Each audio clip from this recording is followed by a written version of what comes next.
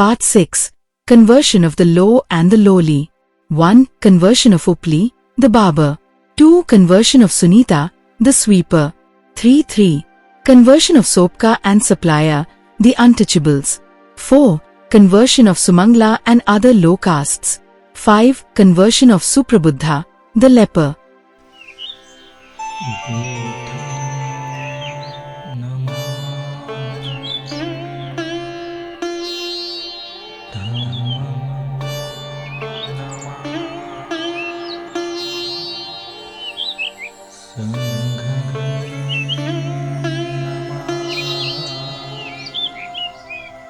One. Conversion of Upali, the Barber.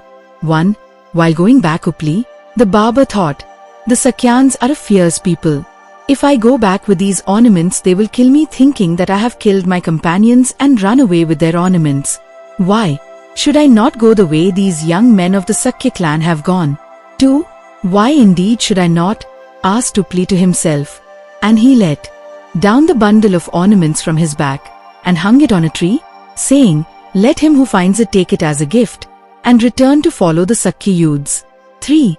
And the Sakyans saw him coming from afar, and on seeing, they said to him, what have you come back for, good Upali? 4. Then he told them what he felt, and they replied, thou hast done well, good Upali, in that thou did not return, for the Sakyans are fierce, and they might have killed thee. 5. And they took Upali the Barber with them to the place where the Blessed One was. And on arriving there, they bowed down before the Blessed One and took their seats on one side. And so seated they said to the Blessed One, 6. We Sakyans, Lord, are haughty, and this Upali, the Barber, has long been an attendant, Lord, upon us. May the Blessed One admit him to the order before us, so that we may render him respect and reverence, and bow down with outstretched hands before him as our senior, and thus shall the Sakya pride be humbled in us. 7. Then the Blessed One received first Upali, the Barber, and afterwards those young men of the Sakya clan, into the ranks of the order.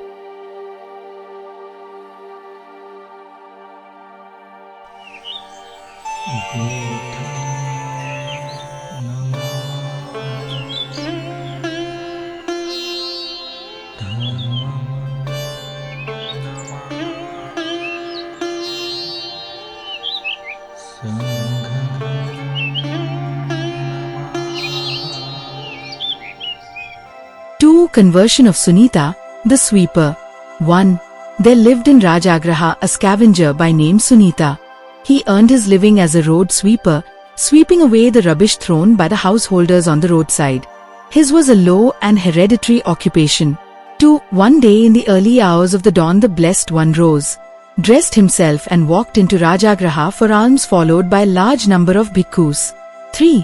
Now Sunita was cleaning the street, collecting scraps, rubbish, and so on into heaps, and filling there with the basket which he carried on a yoke.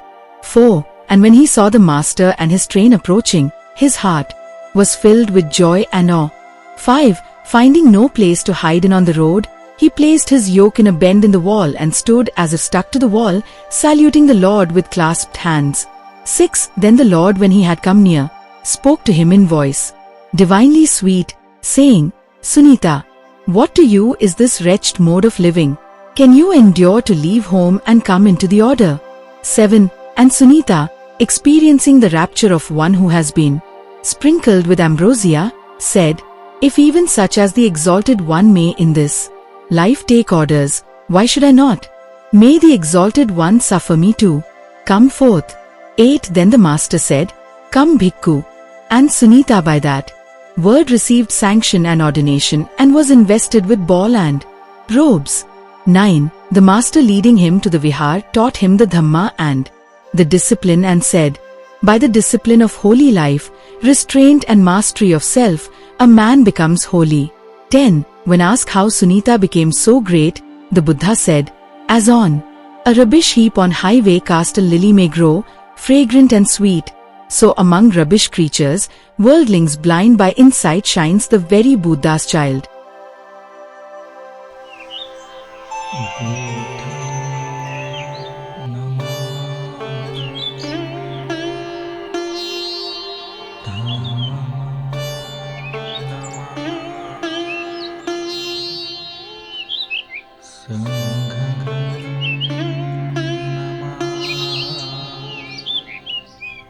Three. Conversion of Sopaka and Supriya, the Untouchables. 1. Sopaka was a pariah of Shravasti. In her travel at his birth his mother fell into a long deep swoon, so that her husband and kinsfolk said, "She is dead," and they bore her to the cemetery and prepared to cremate her body. 2. But on account of the storm of wind and rain the fire would not burn. So they went away, leaving Sopaka's mother on the funeral pyre. 3. Sopaka's mother was not then dead. She died afterwards. Before her death she gave birth to a child. 4. The child was adopted by the watchman of the cemetery and was brought up by him along with his own child Supriya. The child was known by the name of the community Sopaka, to which its mother belonged. 5. The blessed Lord one day happened to pass by the cemetery. Sopaka, seeing the Lord, approached him. After saluting the Lord, he asked his permission to join him as his disciple. 6. Sopaka was then only 7 years old. So the Lord asked him to obtain his father's consent. 7. Sopaka went and fetched his father. The father saluted the Lord and requested him to admit his son to the order. 8. Notwithstanding that he belonged to the pariah community, the Lord admitted him to the order and instructed him in the doctrine and discipline. 9. Sopaka later became a Thera. 10. Supriya and Sopaka had grown together from childhood, and Sopaka having been adopted and brought up by Supriya's father, Supriya learned the Lord's doctrine and discipline from his companion, Sopaka, and requested Sopaka to admit him to the order, although Sopaka belonged to a community which was lower in rank than the community to which Supriya belonged. 11. Sopaka agreed, and Supriya, a member who belonged to the despised community whose occupation was to perform the duties of watchman in the cemetery, became a bhikkhu.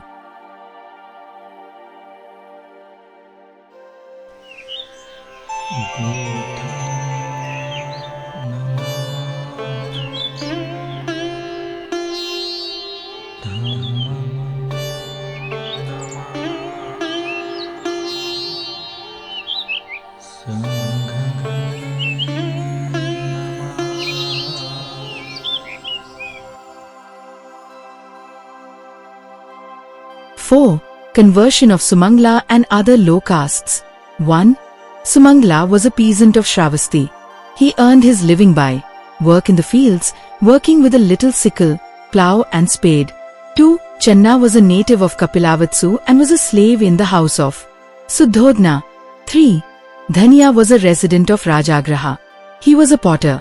4. Kappatakura was a native of Shravasti. The only way he knew of to support himself was to go about, clad in rags, pan in hand, seeking for rice grains. Hence he became known as Kappatakura, rags and rice. When grown up, he maintained himself by selling grass. 5. All of them sought from the Buddha permission to become bhikkhus and enter the order. The Buddha, without hesitation and without caring for their low birth or their previous condition, admitted them into the order.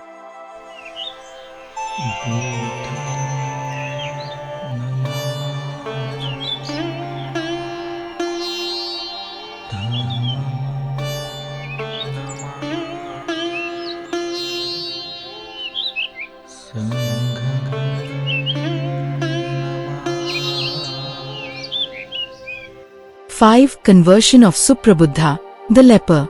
1. Once the Exalted One was staying near Rajagraha, in the bamboo grove, at the squirrels' feeding ground. 2. Now there lived in Rajagraha at that time a certain man, who was a leper, named Suprabuddha, a poor, wretched, miserable creature. 3. And it happened at that time that the Exalted One was sitting there in the midst of a great multitude, teaching the Dhamma.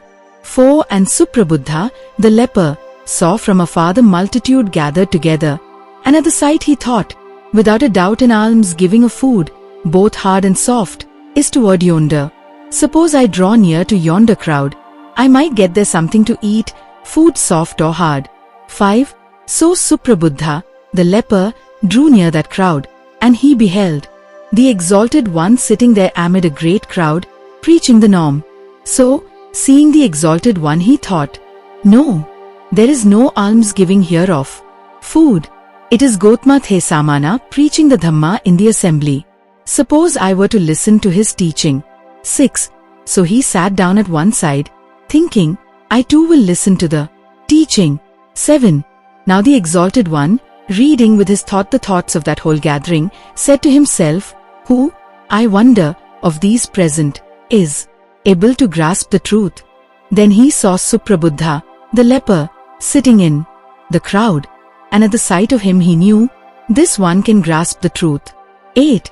So for the sake of Suprabuddha, the leper, the master preached a sermon, dealing in due order with these topics, on alms-giving, on the holy life, and on the heaven world, and he pointed out the meanness and vileness of sensual desires and the profit of freedom from the asavas. 9.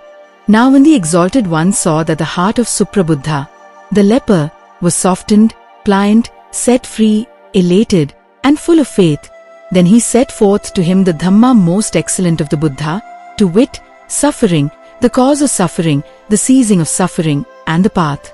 10. Then, just as a white cloth, free from stains, is ready to receive the dye, even so in Suprabuddha, the leper, as he sat there in that very place, arose the pure stainless insight of the truth, the knowledge that whatsoever hath a beginning, that also must have an end.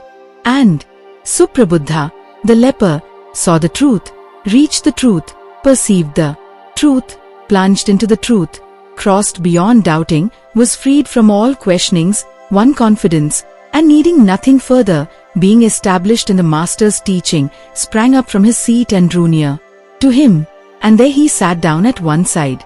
11. So seated he said to the Exalted One, Excellent, O Lord! Excellent, O Lord! Just as if, Lord, one should lift up the fallen, discover the hidden, point out the way to one bewildered, show a light in the gloom, saying, Now they who have eyes to see can see shapes. Even so in divers ways has the Exalted One expounded the truth. I, even I, Lord, do go for refuge to the Exalted One, to the norm and to the order of brethren.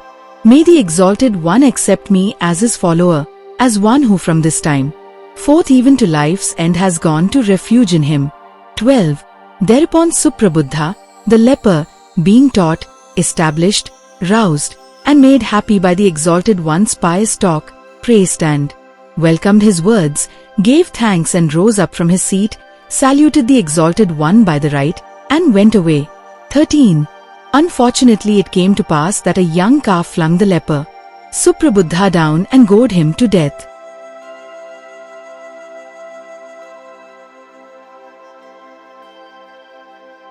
Bhavatu Sabba Mangala. Sadhu, sadhu, sadhu, sadhu, sadhu, sadhu.